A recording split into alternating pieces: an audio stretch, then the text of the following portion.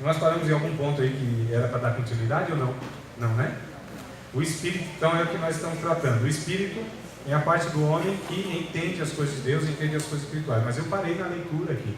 Então vamos retornar à leitura. 1 Coríntios capítulo 2. Eu parei no verso 12, se não me falha a memória. Não, no verso 13 eu parei. Não é isso? Então 1 Coríntios capítulo 2, versículo de número 13. Estão acompanhando, irmãos? Quem achou, diga achei. Achei. Um monte não achou.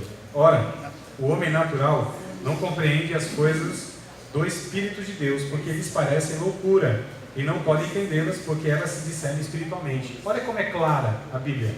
Então, o homem natural que é regido pela sua natureza terrena, por mais que seja graduado, por mais que seja entendido, por mais que seja inteligente, por mais que seja formado, as categorias usadas são naturais, irmãos, tá? E as coisas de Deus se discernem a partir do Espírito Santo, que é aquele que ilumina o nosso entendimento, que é aquele que nos vai trazer a nossa compreensão, as verdades de Deus, tá certo? Jesus, ele disse em João 6,63, se não me falha a memória, as palavras que eu tenho falado são espírito e vida. Então as palavras de Jesus, elas são espirituais, precisam ser entendidas no âmbito espiritual, com um coração espiritual, tá certo? Então é só quem nasceu de novo, só quem de fato busca em Deus essa compreensão, e todos aqueles que buscam em Deus, irmãos. A verdade de Deus não são para poucos iluminados, não são para uma casta, né? Não é para todo mundo. Todo o servo de Deus, a serva de Deus, que se aproxima de Deus, num desejo de compreender a sua vontade, essa vontade de Deus, ela é expressa de uma forma clara. A Bíblia, ela é tão rasa que nenhuma criança se afoga nela. Ao mesmo tempo é tão profunda que nenhum mergulhador chega até o seu fundo. Então tem esses paradoxos, não é? Ela é complexa de fato em vários pontos, mas naquilo que é básico para a vida. Na verdade, amados, eu até vou arriscar falar um negócio mesmo sem conhecer vocês aqui, conhecendo um pouco a mim mesmo, que a gente acha que se conhece, né? Nós, irmãos, olha, é um negócio tão extraordinário que nós não nos conhecemos. A gente passa o resto da vida, toda a vida, olhando para nós, nunca do lado certo, né? Sempre do lado inverso. Quem olha para o espelho, por exemplo, nunca vai se ver com... Não é não? Sempre do lado inverso, né? Então a gente sempre se vê do lado inverso. Então já começa por aí, uma dificuldade enorme de nós nos conhecermos. Agora a palavra de Deus nós nos conhecemos, porque a palavra de Deus revela em nós aquilo que em nós é oculto, seja pela ignorância, seja pela soberba, e seja por outras questões aí que a gente mesmo coloca que é feio. É feio. Nós somos feios por dentro, né? Nós somos horrível por dentro. Dentro de nós há uma natureza assim que é horrível, é feia demais. A gente esconde isso. Enquanto o Evangelho não transforma, a gente vai escondendo. Porque ninguém que é bem da cabeça, de fato, mostra tudo quanto ele é de fato. Eu não estou falando de hipocrisia. Eu estou falando, irmãos, que se a gente revelasse de fato os nossos desejos, os nossos pensamentos, nossa, não é verdade? Tem hora que eu me assusto comigo mesmo, porque, meu Deus, de onde veio isso? Veio de mim mesmo. Esse desejo, eu falo, meu Deus do céu, tem misericórdia, transforma essa mente corrompida, transforma esse coração de onde veio um desejo que eu pensei que nem existia mais, e vem nos lugares mais impróprios. Não é, irmão? Quem nunca se deparou assim numa situação, louvando a Deus, aquela maravilha, aleluia, e tal, levantando a mão, aquela coisa toda, e de repente vem um pensamento assim lá do cinto. É o Glória! Eu vi um dia, meu irmão, Eu achei que era só comigo. e o pastor fica ainda mais assim, receoso O de pessoal confessar. deu risada, então não somos só nós dois, não. Não, a risada é a confirmação. Sim. Sim, eu vi um dia no culto, irmão, um irmão fazendo assim, sai. Eu nunca vi uma pessoa expulsando o demônio dela mesma, isso daqui é a primeira vez. Fique à vontade, meu amado, pode ficar à vontade. Amado, é uma coisa terrível. Mas eu vou me arriscar, não conhecendo vocês, né? E nem conhecendo a mim totalmente, que é o seguinte, eu esqueci o que eu ia falar. Ô, pastor. Meu Deus, eu esqueci. A natureza A natureza, não, isso aí eu sei que é. é feia, né? Deixa pra lá. É assim, quando eu vou entrar na carne, essa inspiração vai embora, daqui a pouco volta. O Senhor tem misericórdia na minha vida e tem amor por vocês, né? É por isso que me lembra algumas coisas. Daqui a pouco eu lembro, mas eu estava falando, então, não, mas a gente vai desenrolando mesmo o que eu ia falar, tá? Mas não exatamente o exemplo que eu ia dar.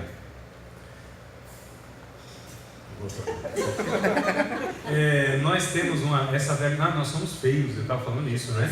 Nós somos feios. Isso. A gente é esse ser asqueroso, né? Essa lagarta que precisa da metamorfose, entrar no casulo para se transformar numa borboleta. Então nós somos essa natureza que quando a gente olha para dentro de nós, a gente quer esconder isso.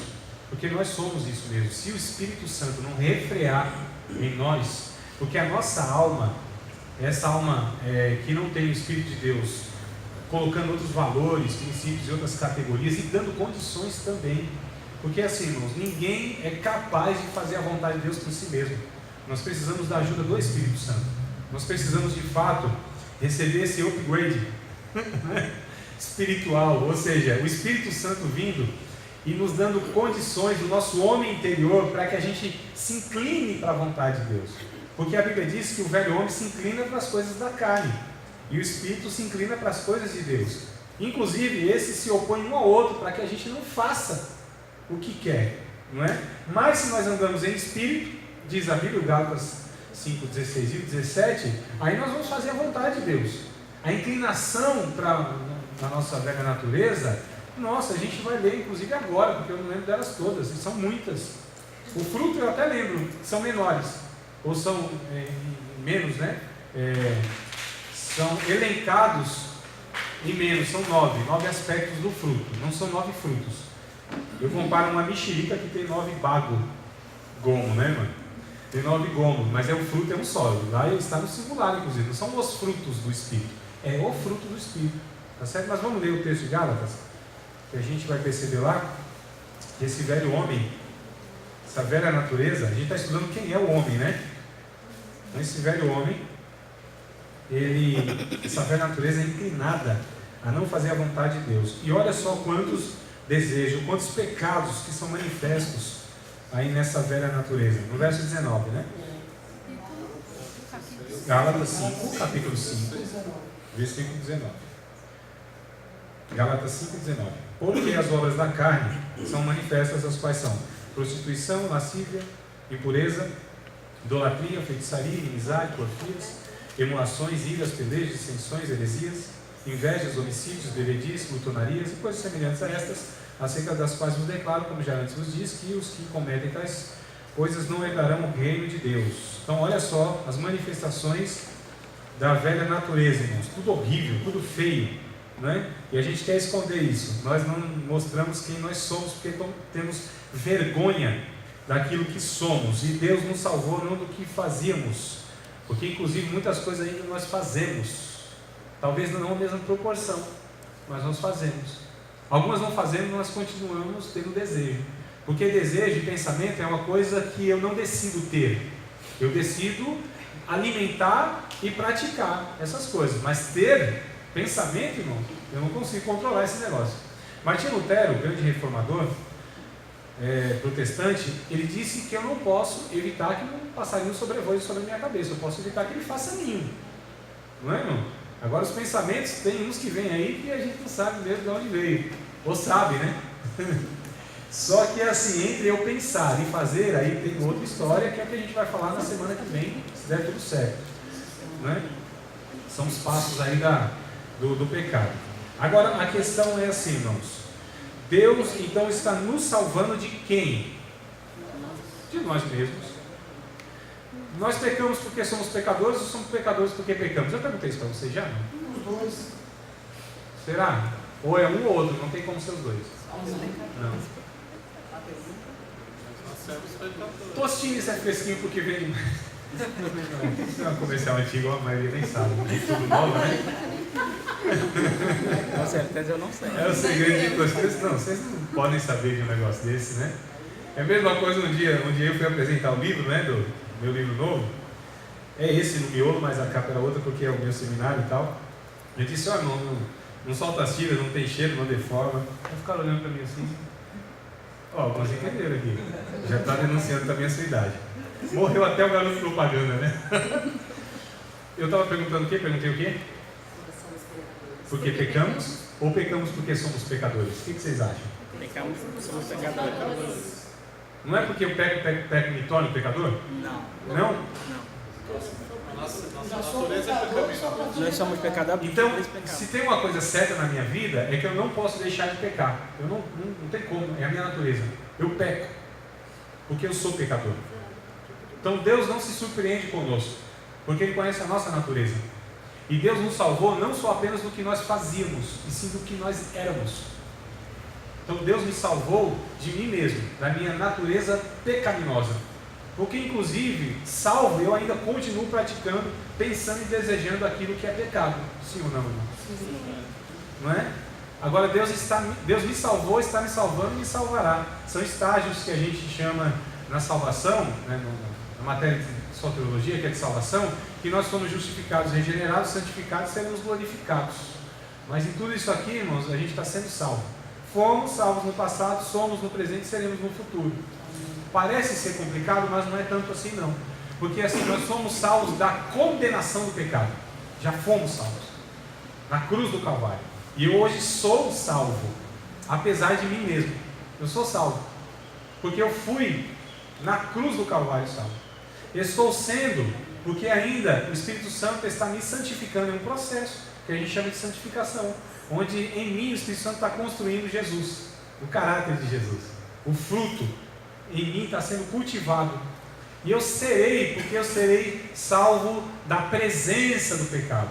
Então eu fui salvo do poder do pecado, eu sou salvo do domínio do pecado, e eu serei salvo do poder do pecado, ou da presença do pecado. Sim.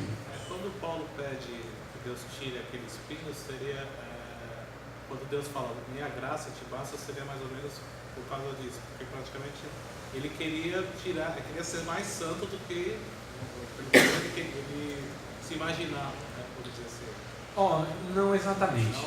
É assim, irmão, o espinho, na verdade, não se sabe ao certo o que era. Há suposições, não é? Agora a gente entende que era uma dificuldade que ele tinha, bem possivelmente mesmo física. Bem possivelmente física. Outro dia eu vou detalhando e por que eu afirmo isso. Então, quando ele pediu a Deus tirasse o espinho da carne, é que ele estava sofrendo e ele não queria sofrer. É natural de todo mundo, não há nada de errado nisso, né? Como eu disse, o sofrimento faz parte, mas a gente ora, Senhor, eu não quero sofrer, o Senhor me tira esse sofrimento, isso é natural, não tem nada de errado nesse desejo, isso é saudável, inclusive. Né? Essa história de que não, eu gosto de passar prova, e gosto, irmãos, é uma hipocrisia tão grande, quando vem aquela mensagem assim, dura, sabe aquela mensagem dura mesmo? Né? Oh, Jesus, fala neles, manda mais, aquela coisa toda. Eu não sei se vocês ouvem essas coisas. Ou falam, né? Mas sabe aquele prazer, oh, Jesus fala mesmo, que isso, irmão? As pessoas entendem que não é para elas, é para os outros. É isso, se escorrega, né? Quando fala mais, Jesus, quer dizer, é para o outro. Isso é uma certa hipocrisia e está querendo se escorregar. Irmãos, ninguém na sua sã consciência gosta de ser confrontado no seu pecado. Ninguém gosta de ser repreendido. Ninguém. Não existe, é hipocrisia. Quando o Espírito Santo me confronta, minha velha natureza fica brava. O meu ego é ferido. O meu orgulho, ele é tocado nele. Então essas coisas é uma resistência que eu tenho. Você é a mesma coisa também. Senão não é saudável. A Bíblia vai dizer em Hebreus, capítulo de número 10 de Hebreus. Hebreus, capítulo de número 10, vai dizer um negócio muito interessante a respeito disso que nós estamos falando. Capítulo de número 10.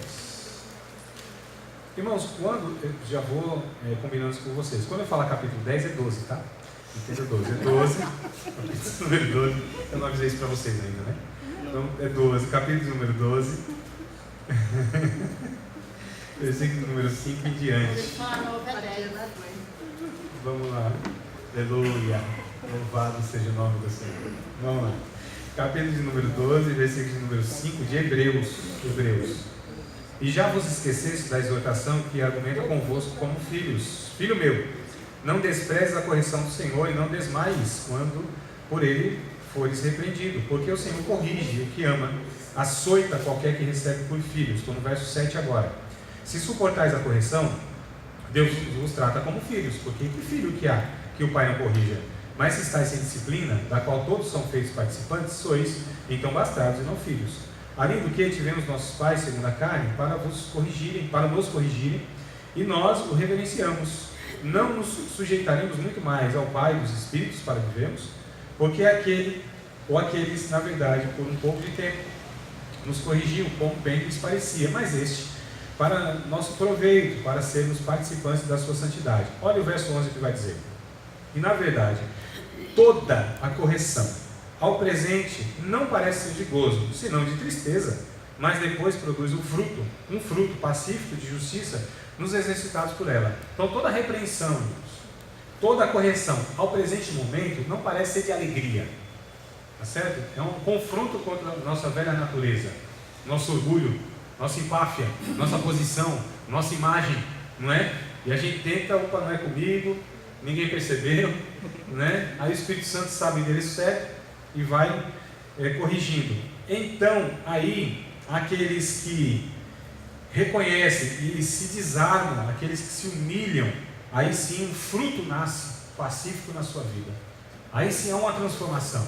Então, é necessário, amados, a humildade àquele que serve a Deus. É inerente à humildade. Bem-aventurados são os humildes, porque não tem como. O homem que não é humilde, quem é o humilde? O homem que é humilde é aquele homem que entende que vem do humus da terra.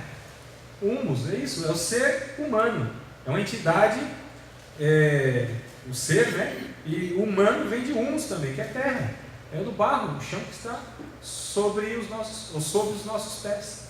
Então quem é humilde? Aquele que sabe quem é, o que é, na verdade. E que sabe que, sabendo quem é, sabe que não é melhor do que ninguém, né? E conhecendo Deus ainda muito mais, sabe que sempre vai estar aquém de quem Deus quer que seja.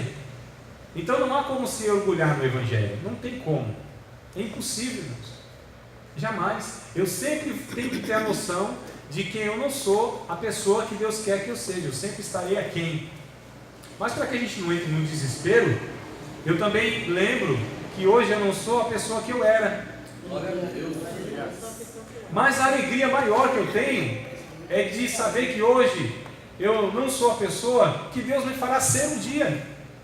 Olha, irmãos, como isso resolve os conflitos. Resolve os conflitos. Me tira aquela paranoia do complexo de inferioridade. Porque tem gente que tem aquele complexo de inferioridade, né? Não é, irmão? Nunca consigo. Tal, aquela coisa toda. Eu sou o velho do carrapato, do cocô, do cavalo, do bandido, que nem aparece na cena. Então tem gente que tem essa imagem de si mesmo, irmãos. Né? Não, assim, o complexo de inferioridade, mas ao contrário também tem gente que acha que é. Então isso resolve a nossa vida. Hoje eu sei que eu não sou de fato, eu não sou a pessoa que Deus quer que eu seja. Só que eu louvo a Deus, porque hoje eu consigo enxergar que eu também não sou a pessoa que eu era, que foi alcançado por Deus lá atrás, há uns 20 anos mais ou menos. Deus está transformando a minha vida. Então isso resolve, que hoje eu não sou essa pessoa, mas também não sou quem eu era, mas o que Deus fará de mim, irmãos, lá na frente, nossa, louvado seja Deus, porque é isso que nos mantém na esperança, isso que nos alivia um pouco a angústia de sabermos quem somos diante de Deus, miseráveis, pecadores, gente ruim mesmo. Eu acho que eu lembrei que eu ia falar naquilo, deixa eu falar logo antes que eu esqueça, e nem falar besteira, senão... Porque assim, a gente às vezes se engana e desconhece potencialmente quem nós somos, porque potencialmente nós somos a mesma coisa. E a gente assim sempre vai na categoria do socialmente avaliado, né? Que tem pecadores e pecadores, não tem, não? Sinceramente. Tem gente ruim e tem gente ruim. né? Mas isso é uma avaliação humana social. Tanto é que a gente valora pecado. Não é assim que a gente faz nas nossas igrejas? Quem vai disciplinar? Quem adultera, quem adultera, quem adultera. Esqueci, quem adultera também. A gente vê alguns pecados que são dignos de ser disciplinados ou punidos, que inclusive disciplina muitas vezes se entende de uma forma errada, que é punição. Disciplina bíblica não é punição. Disciplina bíblica é levar essa pessoa do ponto que caiu a ser discipulada de novo. A disciplina de Deus, inclusive nós lemos aqui em Hebreus 12, a disciplina de Deus tem como objetivo único e principal, não é punitivo. O castigo de Deus, melhor dizendo, não é punitivo meramente, e sim corretivo, sempre de levar a pessoa à correção. Eu amo e castigo a todos, eu castigo e açoito a todos quanto amo. Apocalipse não vai dizer isso, né? 3:20, 3:19, alguma coisa assim. Então, a punição de Deus é sempre para levar a pessoa à correção. A disciplina é o discipular.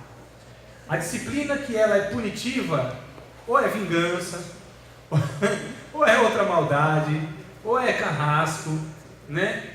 A correção de Deus sempre é para levar a punição de Deus, o castigo de Deus é sempre para levar a pessoa à correção. Isso chama-se de discipulado, discipular a pessoa, ensinar a pessoa, levá-la de novo do ponto onde ela caiu, tá certo?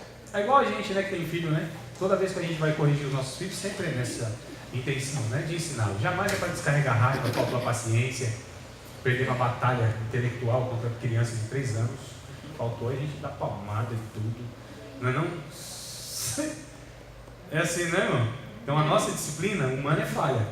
Sempre é para descarregar uma raiva nossa. Faltou a paciência. Perdemos a batalha intelectual com um serzinho de 3, 4 anos. Faltou argumento.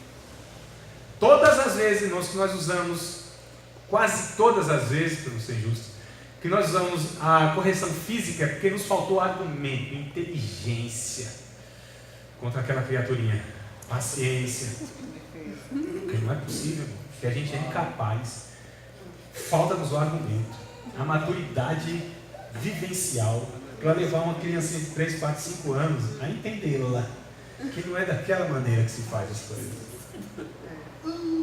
Não é? Então a correção de Deus é totalmente diferente. Deus nunca perde a paciência, Ele quer descarregar raiva, não lhe falta argumento, pode ter certeza. Então Deus leva a correção. E aí nós temos então essa questão dessa natureza e potencialmente nós somos iguais. A questão é o seguinte, um dia, irmão, eu não sei se vai acontecer para vocês, de vez em quando você repetir coisa aqui, irmão, faz igual minha esposa. Minha esposa é o seguinte, vai fazer 19 anos, que dia é hoje, hein? Não fez ainda não posso perder essas datas não, meu Deus do céu, isso é questão de sobrevivência. Não, jamais eu posso. Graças a Deus que eu não perdi, né? Já pensou? Faça igual minha esposa é assim, depois de uns 20 anos quase de convivência, você não tem mais nada novo para contar. Não tem. Aí eu falo um negócio, ela ouve com tanto entusiasmo, como se fosse a primeira vez. Aí depois que eu conto, ela fala assim, você falou isso para mim umas 10 vezes. A mesma história. Mas ela ouve com entusiasmo, assim. Isso é convivência matrimonial, né? Ouvir as mesmas histórias, as mesmas coisas, entusiasmo, alegria, coisa boa. E aí o que acontece? Quando eu falo alguma coisa repetida, vocês ouvem assim, o mesmo entusiasmo, dá glória a Deus, aquela coisa. Eu falo, rapaz, nunca falei isso para os irmãos, olha só, já falei 10 vezes. O professor está meio caduco.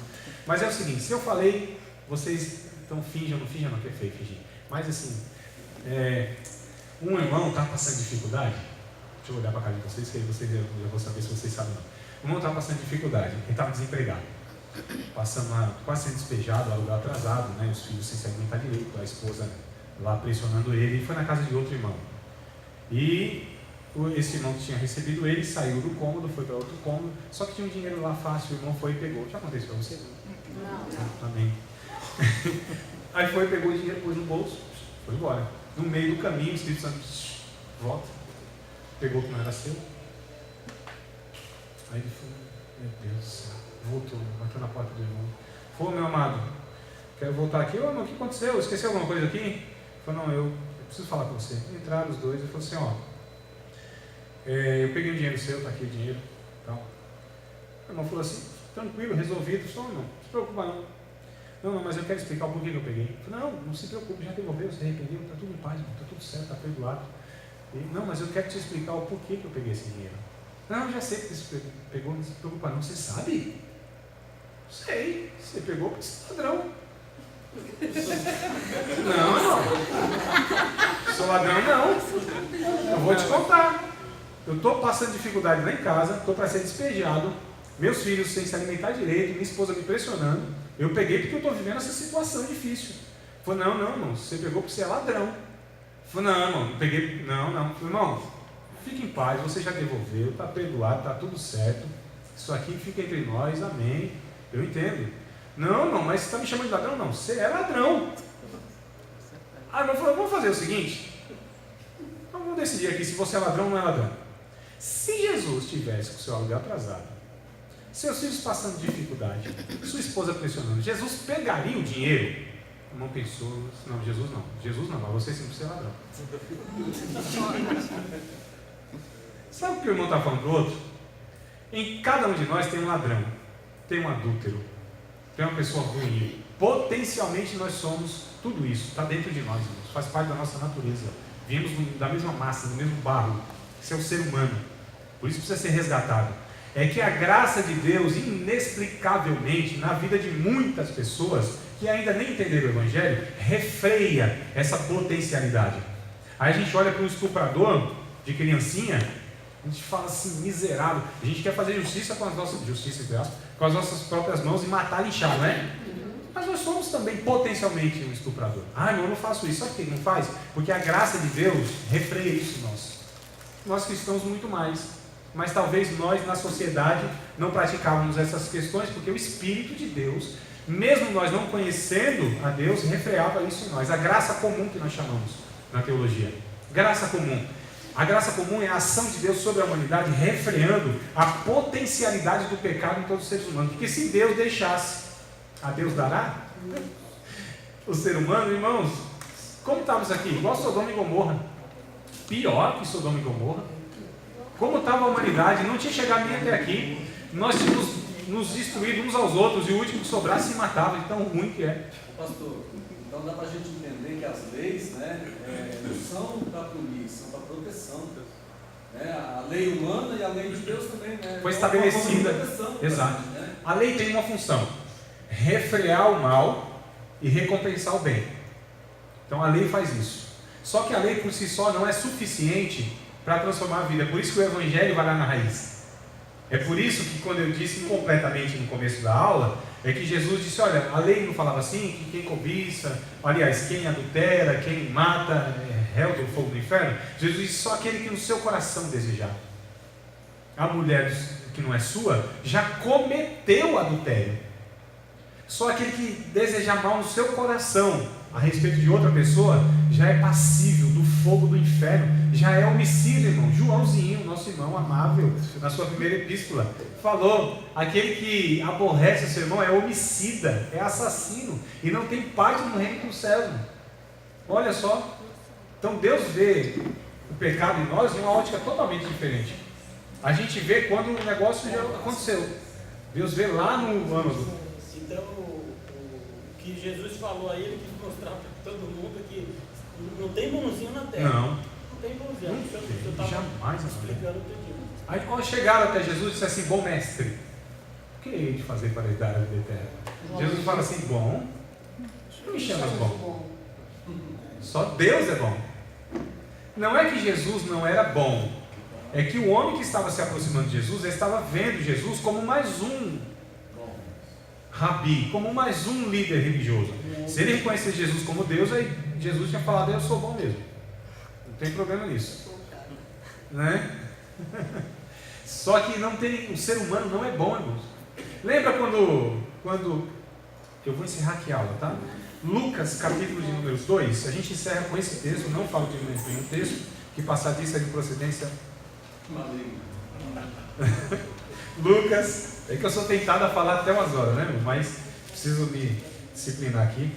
Capítulo 2 de Lucas. Não leiam, só em casa vocês leem, tá? É só para ter a referência. Os pastores foram ver o nascimento de Jesus e os anjos anunciaram esse nascimento, né? Disse paz na terra. Quem lembra do texto? É muito conhecido. paz na terra, glória a Deus, aos homens de boa vontade. Não, está errado, não é assim que diz. O homem não tem boa vontade. Sabe por que a gente repete isso? Porque isso a gente ouve, inclusive dentro das igrejas evangélicas. Automático, né? Mas quem falava isso era o João Paiva Neto, da LBV, que é de vertente espírita, católico espírita, que vai colocar as obras, né, como sendo inclusive obras para a salvação. O homem tem condição de fazer caridade, bondade, e isso vai galgando aí alguma posição diante de Deus. Então, homens de boa vontade é uma fala do João Paiva Neto, LBV, Legião da Boa Vontade. Só que a Bíblia vai dizer o seguinte, ó, aqui, eu vou ter que ler, não ia ler não, mas vou ter que ler. Capítulo 2 de Lucas, capítulo 2 de Lucas, verso 14. Glória a Deus nas alturas, paz na terra, boa vontade para com os homens. Quem tem boa vontade aqui é Deus, irmãos. Quem é bom é Deus. O ser humano é mau, com U, na essência. O ser humano é totalmente mau, é ruim. Se não for Deus e ao encontro desse ser humano, ele nunca buscaria Deus. Nós não amamos Deus.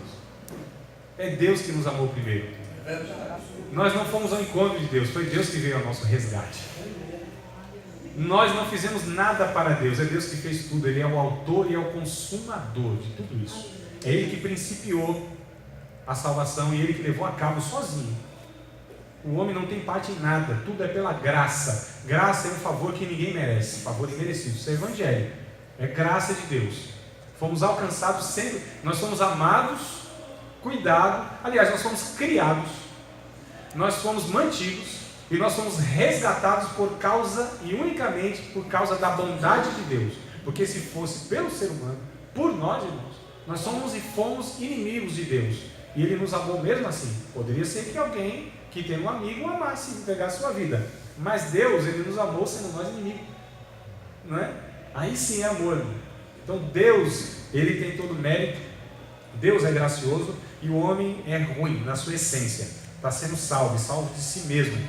O que é mal. Inclusive nós também, nós os regenerados, demonstramos de vez em quando essas maldades que se afloram, né? Se aflora dentro da comunidade de fé muitas vezes, irmão. Em que? Em porfias, é o que nós lemos nas obras manifestas da carne. Talvez vocês congregando aqui não tenham nenhum problema desse, né? Não tem assim ninguém que fala mal de ninguém, não tem ninguém que queira mal de ninguém, não tem briga, não tem divisão, não tem discórdia, não tem porfia, não tem nada disso. É o céu, Teologia celestial. Mas assim, amados, vamos orar a Deus para encerrar? Olha que coisa interessante. Viver, irmão, com Deus no céu vai ser a glória, mas viver com os crentes na terra é outra história. Mas nós vamos aprendendo, né? Com Cristo, a cada dia, nós vamos ser moldados pelo Espírito Santo. E eu espero, sinceramente,